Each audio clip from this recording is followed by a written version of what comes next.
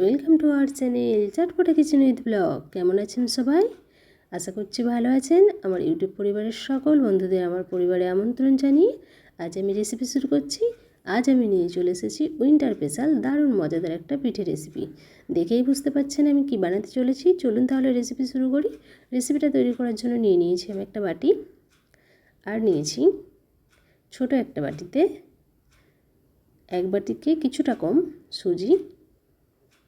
এবার এই সুজিটা আমি বড় বাটিটার মধ্যে নিয়ে নেব, আর এই বাটিটা মেপেই আমি জল নিয়ে নিয়েছি। এবার সুজিটার মধ্যে দিয়ে 10 থেকে 15 মিনিট ভিজিয়ে রেখে দেব ঢেকে। এবার আমি গ্যাস অন করে কড়া বসিয়ে নিয়েছি। কড়ার মধ্যে দিয়ে দিচ্ছি 1 চামচ পরিমাণ বাটার। আপনারা চাইলে ঘি দিয়েও বানিয়ে নিতে পারেন। এবার আমি বাটারের মধ্যে দিয়ে দেব কিছুটা পরিমাণ লিকুইড দুধ। দুধটা আগেই আমি জাল দিয়ে ঠান্ডা করে নিয়েছি। এবার এই দুধের মধ্যে আমি দিয়ে দেব গুঁড়ো দুধ। এখানে আমি 10 টাকার প্যাকেটে দুটো গুঁড়ো দুধের প্যাকেট নিয়ে নিয়েছি।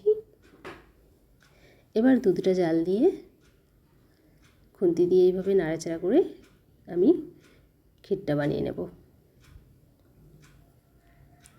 এখানে গ্যাসের আঁচটা কিন্তু মিডিয়ামে রাখবেন, নয়তো দুধটা দেওয়ার পর ডালা পাকিয়ে যেতে পারে।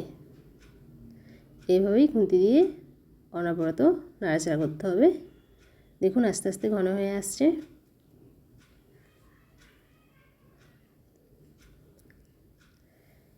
দেখুন অনেকটাই ঘন হয়ে গেছে।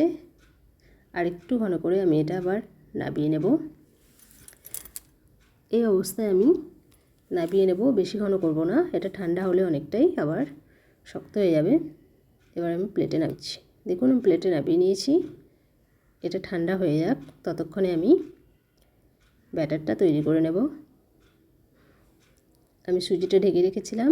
এবার এই সুজির মধ্যে একে একে দিয়ে দিচ্ছি 1 বাটি পরিমাণ ময়দা। যতটা পরিমাণ আমরা সুজি নিয়েছি সেই ততটা পরিমাণই আমি ময়দাটাও নিয়ে নিচ্ছি। এবার দিয়ে দিচ্ছি পরিমাণ মতো লবণ, আর দিয়ে দেব 1 চামচ পরিমাণ চিনি। এখানে যদি আপনারা মিষ্টি পছন্দ করেন তাহলে একটু বেশি করে চিনি দেবেন। এবার আমি হাতা দিয়ে ভালো করে সব কিছু মিশিয়ে নেব।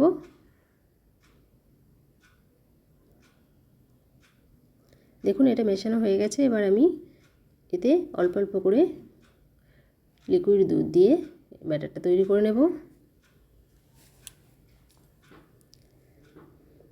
এটা অল্প অল্প করে দিয়ে মিশিয়ে নিতে হবে। দেখুন ব্যাটারটা আমার রেডি হয়ে গেছে। আমি আপনাদের দেখাচ্ছি ব্যাটারটা কতটা পাতলা হয়েছে। ঠিক এইরকমই পাতলা করে তৈরি করে নিতে হবে, আবার খুব বেশি পাতলা হলে হবে না। দেখেই বুঝতে পাচ্ছেন। এবার আমি গ্যাস অন করে তাওয়া বসিয়ে নিয়েছি। তাওয়াটা গরম হয়ে গেছে। এর মধ্যে দিয়ে দিচ্ছি সাদা তেল অল্প পরিমাণে।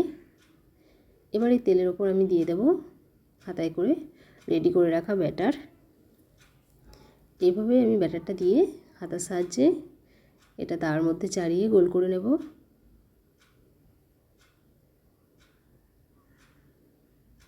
দারুণ মজাদার একটা রেসিপি, আপনারা একবার বাড়িতে ট্রাই করবেন আর কমেন্টে জানাবেন কেমন হয়েছে রেসিপি। দেখুন আস্তে আস্তে পিঠেটা রেডি হয়ে যাচ্ছে। এখানেও কিন্তু গ্যাসের আঁচটা কমিয়ে রাখবেন।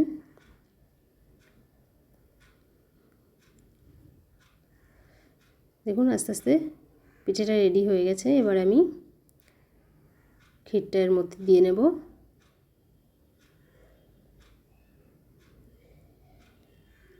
এবার খুন্তি দিয়ে এক সাইড থেকে খুবই আস্তেভাবে এইভাবে ফোল্ড করে দিতে হবে।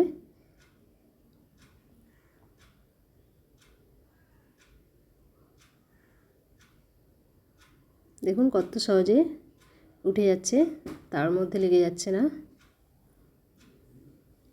দারুণ মজাদার মিষ্টির দোকানের মতো ক্ষীরের বাটিসাপটা কত সহজে তৈরি হয়ে গেল। দেখুন এটা রেডি হয়ে গেছে। এবার আমি এটা তুলে নেব। এই একইভাবে আমি আরও একটা বানিয়ে দেখাচ্ছি।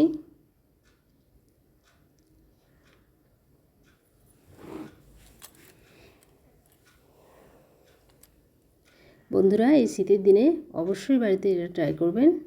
আর কমেন্টে জানাতে ভুলবেন না কিন্তু রেসিপিটা কেমন হয়েছে। আপনাদের একটা কমেন্ট আমাকে উৎসাহিত করবে এরকম রেসিপি তৈরি করার।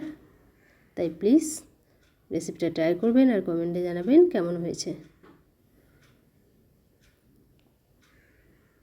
দেখুন একইভাবে আমি আরও একটা তৈরি করে নিচ্ছি। এটাও খুব আস্তে করে এইভাবে উল্টে নিতে হবে। দেখতেই পাচ্ছেন কত সহজে উঠে যাচ্ছে, একটুও কিন্তু তাওয়ার মধ্যে লেগে যাচ্ছে না। এই একইভাবেই আপনারাও বাড়িতে তৈরি করবেন, আপনাদেরও এইভাবেই সুন্দর বাটিসাপটা তৈরি হয়ে যাবে।